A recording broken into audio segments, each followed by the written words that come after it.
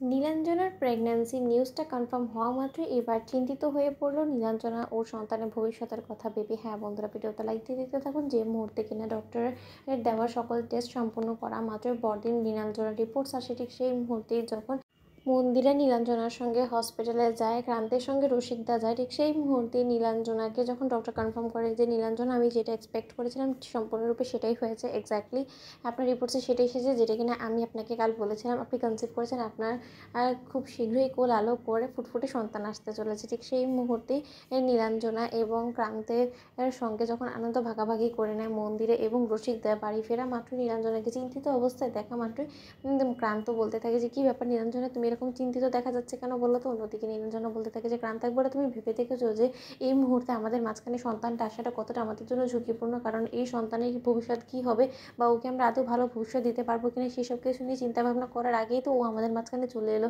অন্যদিকে ক্রান্ত বলতে থাকে যে ওর ভবিষ্যৎ নিয়ে তোমাকে এত ভাবনা চিন্তা করা আর কে বলেছে বলো তো, তার জন্য তো আমি আছি, তুমি সম্পূর্ণটা আমার উপরে ছেড়ে দাও। অন্যদিকে নীলাঞ্জনা বলতে থাকে যে ক্রান্ত, তুমি একটা জিনিস ভেবে দেখেছো যে আমাদের সন্তানটা যখন কিনা পৃথিবীতে আসবে তখন ও কী জানবে যে ওর বাবা একটা ডাকাত দলের কমান্ডার, এই পরিচয় কি তুমি আমাদের সন্তানকে দিতে চাও বলো তো। তার জন্য আমি বলছি যে আমাদের সন্তান আসার আগে অন্তত নিজের সন্তানের ভবিষ্যতের কথা ভেবে হলো তুমি প্লিজ ভালো মানুষের পথে চলে আসো। তুমি আর এরকম মারধর, এই চুরি চাকারি, লোপাট করা সব কিছু, এইসব কিছু ছেড়ে দাও, তুমি শুধরে যাও ক্রান্ত।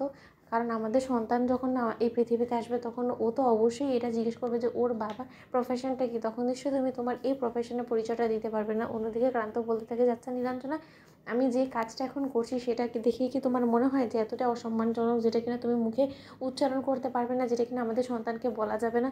আমি তো গরিব দুস্থদের জন্যই কাজ করছি, তাতে করে আমি যদি কোনো ভুল কাজ করে থাকি তাহলে তো আমার মনে হয় যে আমাদের সন্তানকে আমরা খারাপ শিক্ষাই দেবো। কারণ আমাদের সন্তান ছোটোবেলা থেকে যদি এসব কিছু দেখে না বেড়ে ওঠে তাহলে তো আমি বলবো যে ও আর 4-5টা সমাজের বড়লোক বাড়ির ছেলেপেলেগুলো যেরকম মানুষ হয় সেরকম করেই মানুষ হবে এবং ও গরিবদেরকে এরকম করে পায়ে ঠেলে দিবে, তখন কি হবে বলো তো।